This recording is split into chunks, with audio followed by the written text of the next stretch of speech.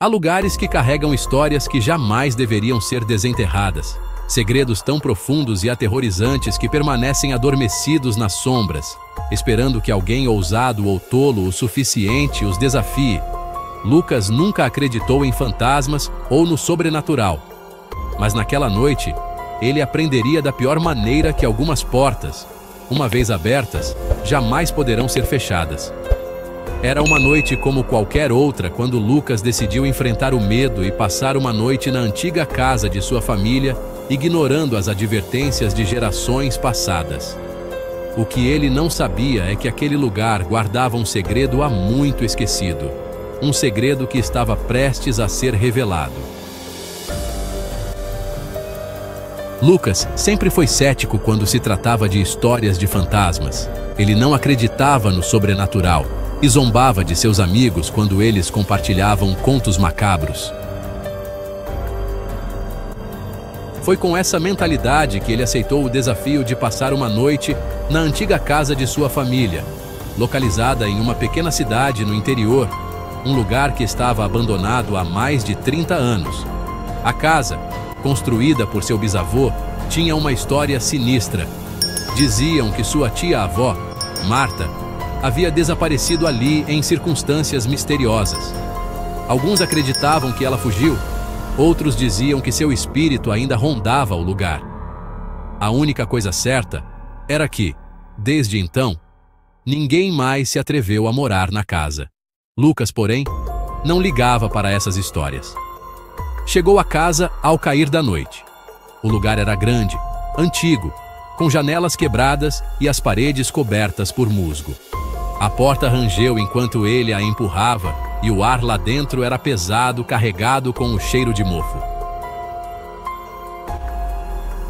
Lucas acendeu a lanterna e começou a explorar. Enquanto caminhava pelos cômodos empoeirados, ele sentiu uma leve inquietação. O silêncio ali era absoluto, exceto pelo ocasional som do vento batendo nas janelas soltas. Ele tentou se distrair com lembranças da infância, quando brincava nos corredores daquela mesma casa com seus primos. Mas essas lembranças logo se dissiparam ao perceber uma coisa curiosa. Todas as portas do segundo andar estavam abertas, exceto uma. Era a porta do quarto de Marta. Ele sabia porque sua mãe sempre falava sobre como aquele quarto tinha sido trancado após o desaparecimento dela, como uma tentativa de esquecer o ocorrido. Com o coração acelerado, Lucas decidiu que verificaria o quarto. É só uma porta velha, disse a si mesmo, tentando abafar a sensação de medo que começava a surgir.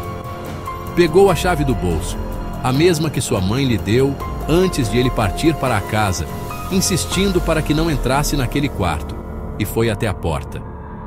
A fechadura estava enferrujada, mas após alguns empurrões, Lucas conseguiu destrancá-la. A porta se abriu com um rangido longo e assustador.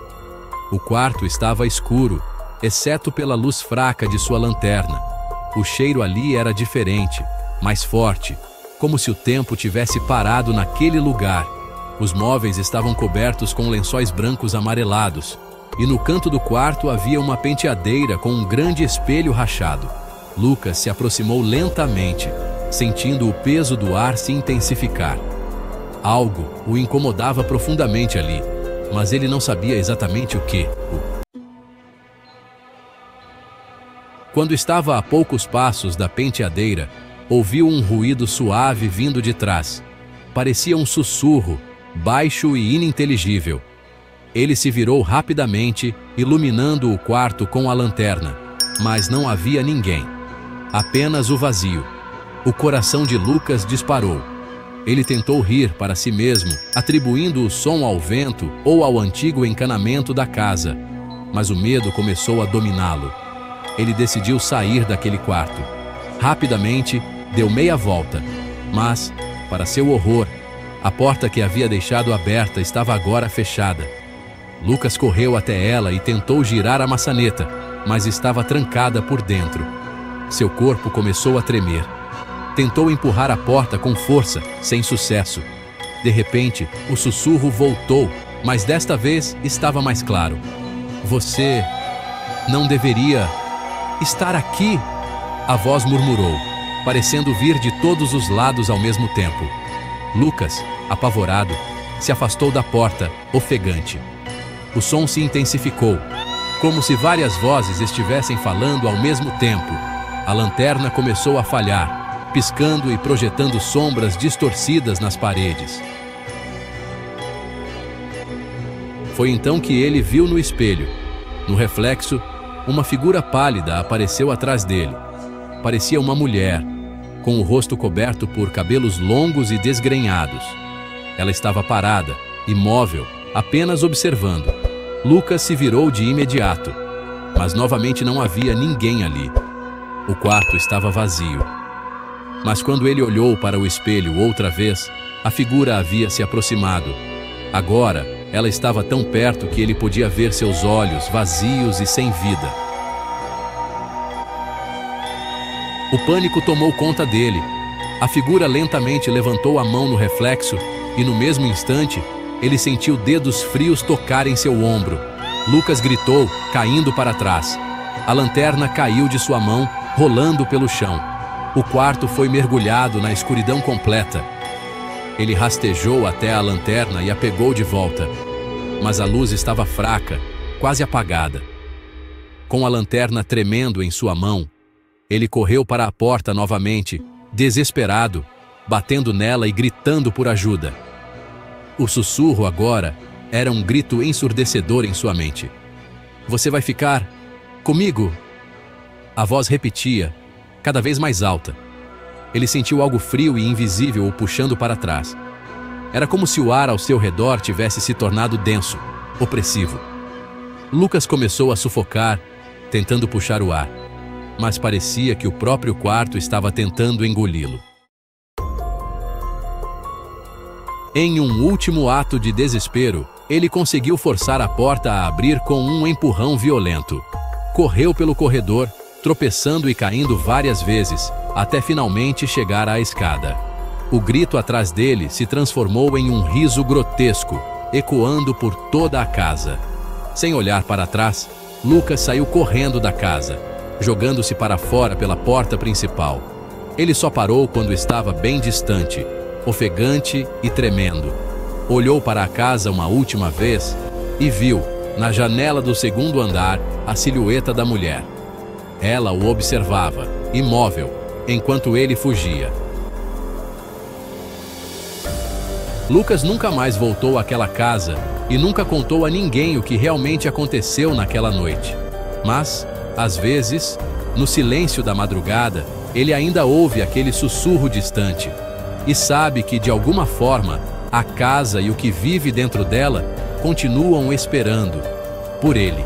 Depois daquela noite, Lucas tentou retomar sua vida normal.